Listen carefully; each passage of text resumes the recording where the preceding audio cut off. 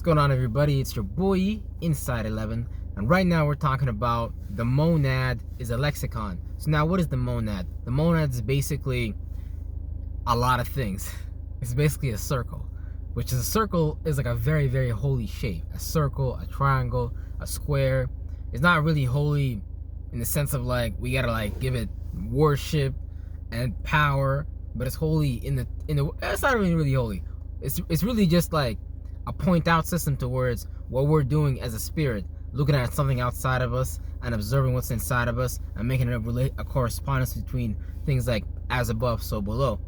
So when we look at concepts like the monad, the monad is a very powerful concept because it reminds you that you are just literally a dust of the earth within a greater scheme of universal working machinery that works together and is reflected in the principles of your body. So everything in your body, as far as blood flow, as far as lymph fluid, as far as bone structure, all those are reminiscences of things that already exist in an outer parameter. So what do I mean by that? So when we look at ourselves as people, places and things, locations, even virtues and principles make themselves known, but a correspondence must be seen. So when you study the concept of the monad, you start to understand the 360, like the concepts of the 365 days of the year. Why is it always like a 360, or why is it like a 30-degree? Because these things come from a system of division based on a 360. So you can say the 12 signs of the zodiac is like 12 divided by 360 or whatever it is, and all these are just divisions based on observing that original variable or numeral.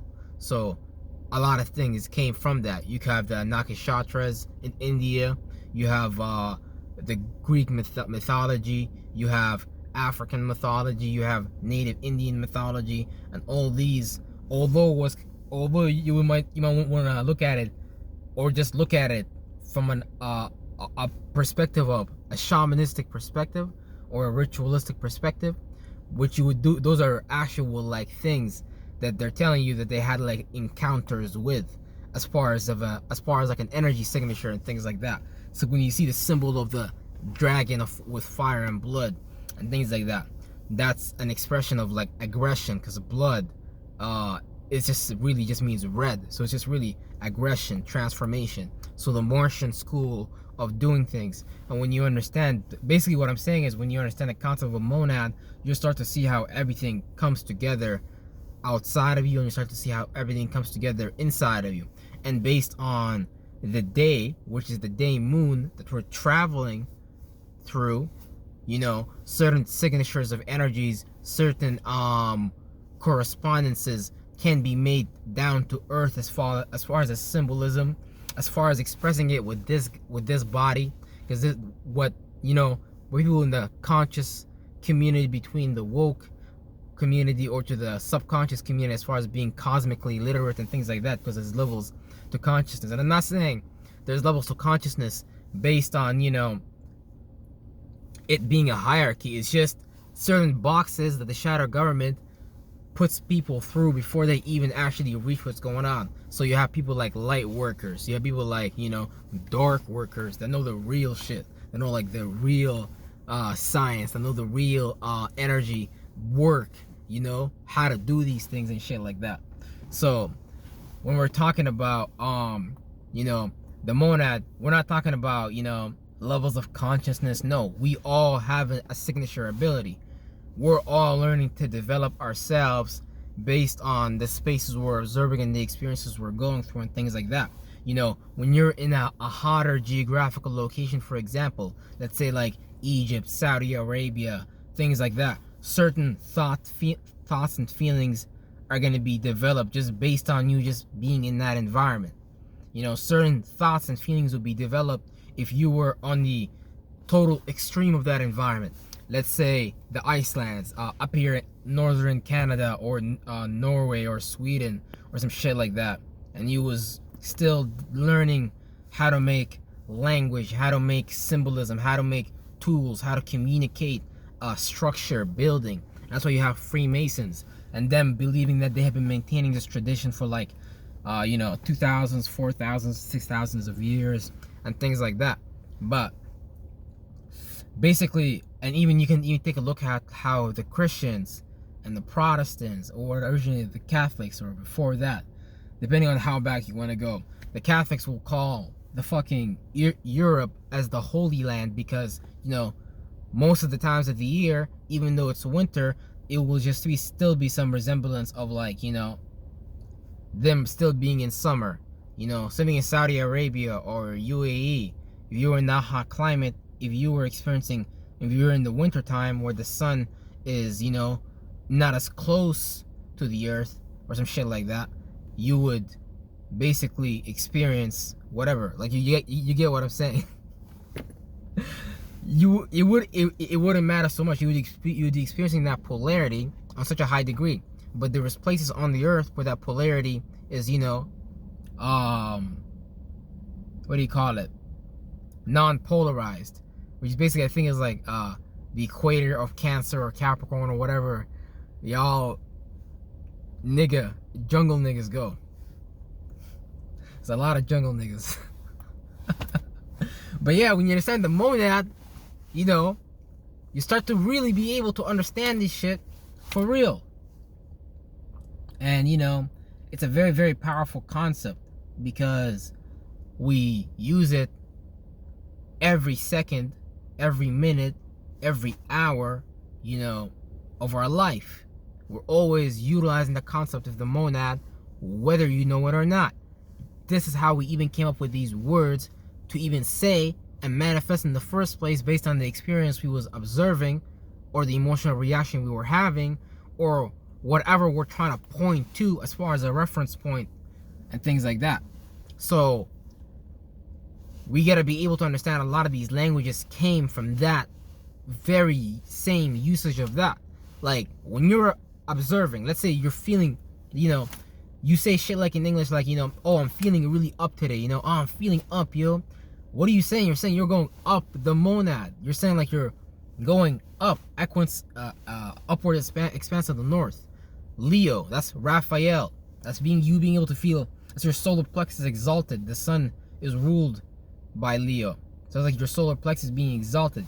When you say, oh, I'm feeling down today, I'm feeling depressed, I'm feeling depressed, that's you're saying something is creating pressure on you, so you're going down. Oh, I'm feeling down, yo.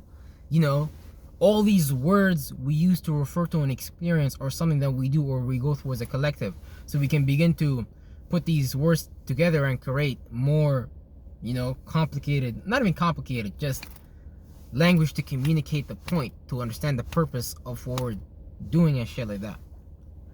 So you say you're down, that's you going to Gabriel. You say you're going, you're saying, nah, I'm right, man. Yo, I'm right. I feel, yo, I'm right about that. Yeah, the Arabs, they feel motherfucking right.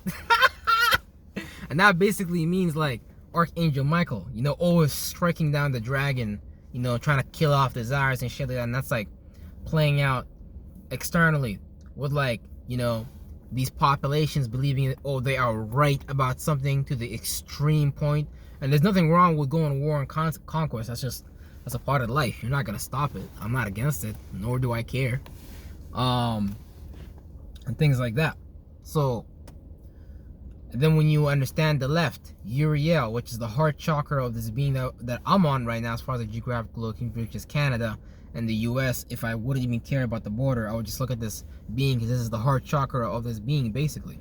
And you look at the Indians here, they were peaceful, they were happy. If you really go back and actually study the true indigenous history, these Indians, they were chilling, they was eating good ass food, bro. They was eating nice watermelons.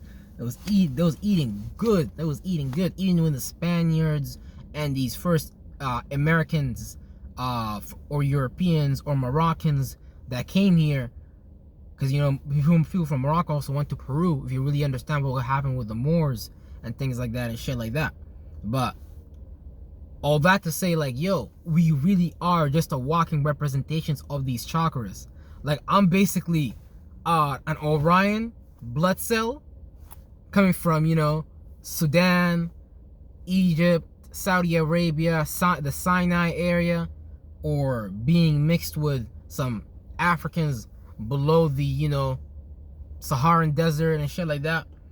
You know, you got this blood in you flowing like some real ass shit. Like you're a walking blood cell. That's how you gotta look at it. You're a walking blood cell. You're not just some regular shit. Like, you're a walking blood cell. But the point is not to get like freaked out or spooked out by it, because we're really building up a vibration here. And you know, vibrations are very delicate. You got to take care of those things. You know, vibrations are easily disturbed, but vibrations are manifestations of whatever you frequently pay attention to. So whatever frequency that you're on, whatever you frequently repeat as a thought and a feeling in your head, you know, that's going to become what's real to you. But that vibe that is also delicate. You can't, words hurt that vibe, you know. Watching the wrong TV show or some shit like that can hurt that vibe. Watching a disturbing scene can hurt that vibe. But it's not even just about that. You gotta actually learn to observe what the fuck is going on, because the average person does not know what's going on. If you haven't achieved any kind of like subconscious transition, you're not gonna understand what this level is, because we're transitioning second to second, minute to minute, 30 minutes to 30 minutes. What are you doing in between that time? You know, is your vibration, what are you feeding to your, what are you feeding? You're feeding some shit. You know, is it a thought? Is it a feeling? You got an energy parasite. You know what I'm saying? You gotta start using these energies to build for real. Because if you understand what a Freemason is, you understand that these are just brick building, and brick builders is just an allegory for, you know, building structure as far as a thought and a form and a feeling for other people to follow, and then you putting people in that box and things like that. You can build multiple things. You can build benevolent things. You can build non-benevolent things. For example, you can build a holy temple to house yourself, and you can house others, or you can, you know, build some kind of warship where we're all building warships, because, you know, we're all against something. You're gonna be against some thought and some feeling. It's gonna be out in the world or around you. That's why it's really important, like from when Jesus in the Bible says, like, you know, be in the world but not of it. That's some real fucking shit. Be in the world but not of it. Don't think about these thoughts and feelings the shadow government give you like as if that's the real thing to even think and feel about. None of this is fucking real. Cars, all that shit, that shit was just made based on observing some shit, some real shit. So, you know, I'm not saying you need to go remake the wheel or anything like that, you know. I'm not saying go to the corner and be watching QAnon and tell me what Donald Trump is getting ready to do next. You know, and then what the Democrats and Joe Biden got for you. You know, I want to hear what you want to do. You know, I want to hear what we want to do, not just like what are we gonna build. You know, is he gonna continue to rely on the structure, the foundations, or is he gonna create your own structure, your own foundations, externally and internally and shit like that? You know, instead of getting a company to build you some houses, why don't we build some communities and shit like that? You know, like, why would you decide to move somewhere or move in somewhere if you can decide where to move and what are we foreseeing in the future? So you're really about to let somebody else version of the future sneak up on you, rock you to sleep, and, you know, you just letting it all be as is. You're not gonna build nothing. So, you know, but that's why it starts with things like deprogramming. That's why it starts with you being able to let go of these thoughts and feelings that you hold on to so dearly, and you think it's so real, because really what's real is just what you were giving energy to and things like that. You know, you see people all the time doing things that you know you want to do. You see all that shit, but the only reason why you don't do that is because you have no form of knowledge of self. you have no form of assurance, you have no form of clarity, you have no form of self-understanding, you don't have self-discipline, you don't have, true confidence, you don't have influence. When you're starting to see yourself for yourself, you might not even have a form outside of you to see, for you to follow and be like, and things like that. So it's really important for you to get to know yourself. It's really, really important for you to start to understand what the fuck we're in as an experience. If you look at your blood cells, if you look at your thoughts and feelings, some of them are opposite to you. You might have a thought and a feeling, why would you oppose yourself? But yet we do that shit all the time. And that's like doing a 180-degree opposite, you just being a Satan and shit like that. You creating a thought that's a Satan to you, or whatever you want to call it. So it's important to get to a level where you don't get disturbed by the world. You can't get disturbed by the world. You're not allowed to feel bad. You're not allowed to feel sad.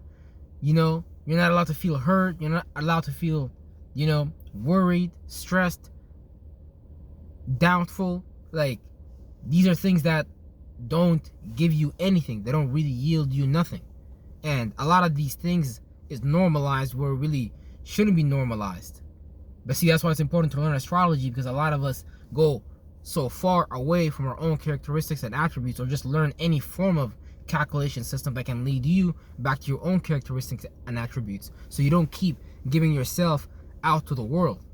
Because a lot of times we can even view our parents and try to come in those ways and things like that, but that's not the way God meant for us to come.